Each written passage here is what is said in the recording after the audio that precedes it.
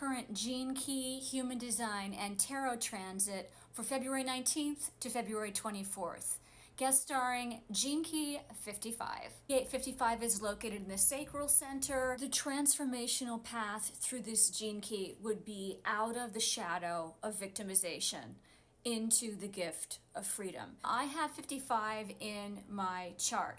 If you don't have 55 defined in your human design chart, welcome to my world. This particular transit is about the fire of change and the fact that you have to realize where you've been a victim or where you're hiding out as a victim in your own life, or you feel that you're a victim of circumstances.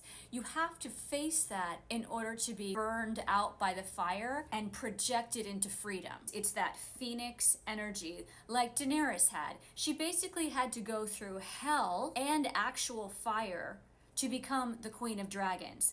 And if she didn't have that hell before, so if she wasn't living in the shadow of victimization by basically all the men around her, where she was being subjugated and just used as a pawn, if she didn't go through that, she wouldn't have had the desire to rise. And rise she did. Very Queen of Wands-ish. The Queen of Wands is a figure that's been through many evolutions in her life. She does not regret the past nor wish to shut the door on it. Whatever this cat is that she has is a representation of where she's been. She actually pinched the spots onto this feline to remind her of her past. Victimization can also be at the hand of the mind. Being a slave to your thoughts is victimization. Or as in the Five of Pentacles, where there's these folks that are walking around crippled in terrible straits, but they cannot see the light of the church that's nearby, which signifies